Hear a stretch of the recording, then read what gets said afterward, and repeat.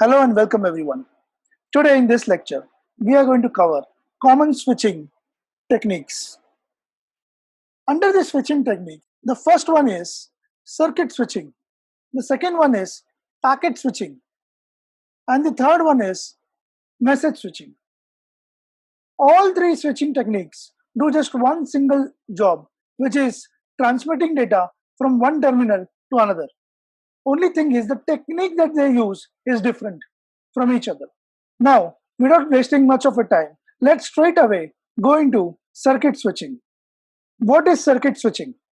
Circuit switching basically means when the data is to be transmitted from one terminal to another terminal, we would create a dedicated communication path. This dedicated communication path is called circuit switching. So, when there are two terminals, terminal A and terminal B, terminal A wants to send some data to terminal B. At that point of time, the communication path has to be created between both the terminals. This has to be an end-to-end path. So this is known as circuit switching. So when two nodes communicate with each other or over a dedicated communication path, then it is known as circuit switching. Dedicated communication path. This is a keyword for this particular type of switching. So, it is important to note that there is a need to set up an end-to-end path. Need to set up an end-to-end path. So, if you want to transfer the data from terminal A to terminal B, then you'll have to first create an end-to-end path through which the data would be transferred to B. This end-to-end path has to be created before the data is sent, and such path may be temporary or permanent.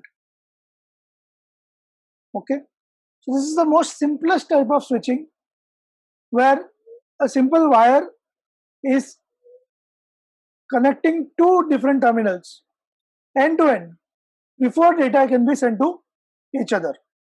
So there are three phases in which this particular switching can be done. First is you'll have to establish a circuit. So if A terminal wants to send data to B terminal, you'll have to first establish a circuit. Once a circuit is established, you will be able to send data to B. So this is the second part, which is known as transfer of data to B. And once the data is transferred, the established circuit needs to be disconnected. Hence, there are three phases. First is establish a circuit, second is transfer the data, and the third is disconnect the circuit. So once the job is done, you would be disconnecting the circuit. These are the three phases of circuit switching. Now, when you are going to send data from the sender to the receiver, the bandwidth, since you have created a dedicated communication path, the bandwidth will be reserved all the way end to end so that data packets follow the same path, and hence the sequence of data packets will always be in order. Some of the examples for this is our phones, that is landline phones or analog telephones, where a dedicated path is created between the caller and the receiver. Similarly, between two computers also is a simple example of circuit switching. I will explain it to you more by the help of this particular diagram. So over here in this diagram, you can see there are 4 computers in the network, and each computer has a switch connected, since we are talking about switched networks over here. And this data needs to be transferred from A to C. When I want to transfer this data from A to C, I would transfer this data first to the switch of A, and then a dedicated communication path will be created between A and C. So this is how a dedicated path will be created in circuit switching. So this is nothing but a dedicated communication path is created. Once the data is transferred to C through this path, this communication path will be discontinued and disconnected. I hope this circuit switching technique is clear to you. Next part is packet switching technique. What do you mean by packet switching technique? In packet switching technique, the message that you are trying to send to your receiver will be broken down into smaller transmission units. They will be broken down into smaller transmission units, which are known as packets. So your data will go in the form of packets to the receiver. Switching information is added in the header of each of the packet. So if there is a message that I want to send, and then my message will be broken down into, say, 3 packets in this case. Okay. On each packet, on the header of the packet, the information with regards to switch to which it has to be transmitted will be inserted over here for identification purpose. It is easier to store smaller size packet as they do not take much resources on the carrier data path or in the switches also. So it is easier to store. In this network, first packet may be forwarded before the second packet has arrived, saving time and reducing delay. So as soon as the first packet is created, before the creation of the second packet, the first packet may be delivered to B. After that, the second packet may go, and after that, the third packet may go. So these packets will not go in a sequential order. As soon as they are ready, they will be sent. The switching information in the header will be like an identifier for the recipient switch to put the data message into order. Now, there is no fixed path. In circuit switching, there was a fixed path, a dedicated communication path which had been created. But in packet switching, there is no fixed path. Different packets can follow different paths. Thus, reach the destination out of order. Over here, everything will be in order, in sequence. Over here, in packet switching, it may be out of order. Let me explain it to you by the help of a diagram. In this case, you can see in the network there are 4 computers which are connected. Each computer has its own switch. But since we are following packet switching, what will happen is that if data has to be transmitted by A to C, data will be first broken down into multiple packets. Each packet might take different path to reach to C.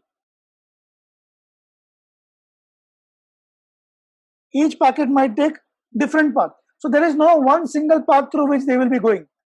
It might be possible that the second packet might reach before the first packet. So it is also not necessary that the data packets will reach in order, in sequential order. It is not necessary. It may be possible that the data packets will go out of order. And it is okay in this particular switching technique. Why is it okay? It is okay because each and every packet has an header which has the information of the message. The switching information is inserted in the header of the data packet.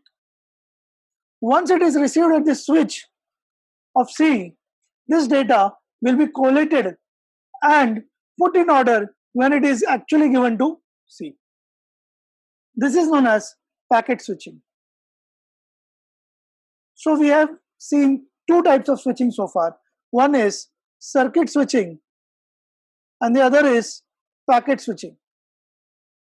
I hope both of these are clear to you. These are the most commonly used.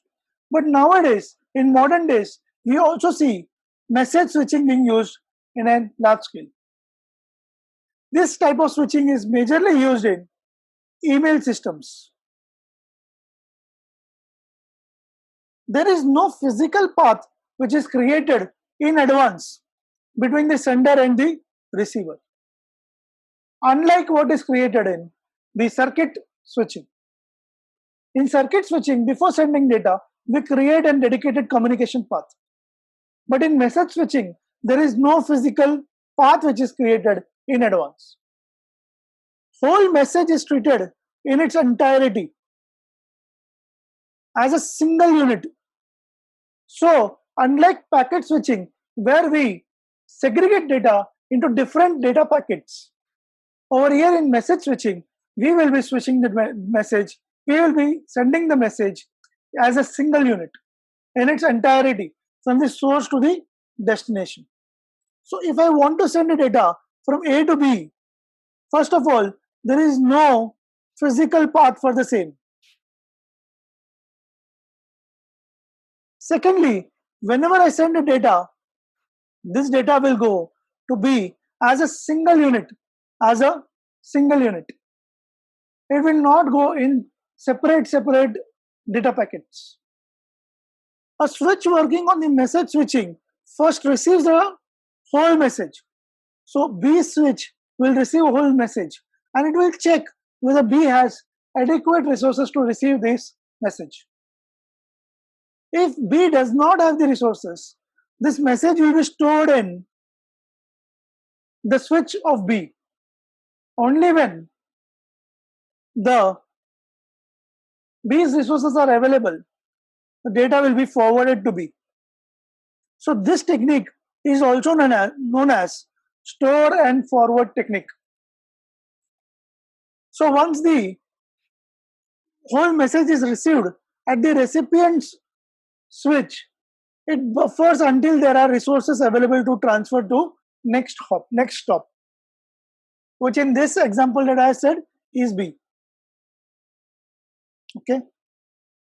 If resources are not available, the message will be stored and the switch waits.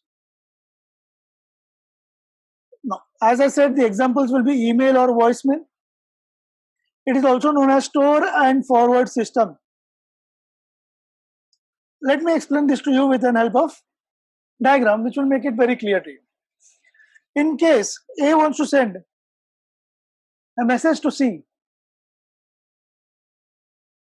the message will be sent to C in its entirety, but there will be no dedicated communication path or physical path which will be created. Data will go from any paths. Data may go from this path, or even this path. In this case, if the data goes from this particular path, in that case, the message will be going in its entirety to first B switch, and there C switch is not available, then it will store and then forward when it is available. Once it is available, it will forward it to C switch. And once C, the recipient is available, it will forward it to C switch will forward it to C. This is known as store and forward method. I hope this type of switching method is also clear to you. So we have gone to three main types of switching techniques. One was circuit switching, where you create one single circuit or an connection to send the data from one node to another node. Second was packet switching, where you will be sending data in packets, and these packets may go not in the sequential order. The third type that we learned was message switching, in which we will be sending data in its entirety from the source to the destination. This is also known as store and forward method. I hope all three of the common switching technique is clear to you. So that's it for this particular lecture. Thanks a lot for watching it. If you like and you have understood what I have taught in this particular lecture, please like, share and subscribe the channel. Thanks a lot.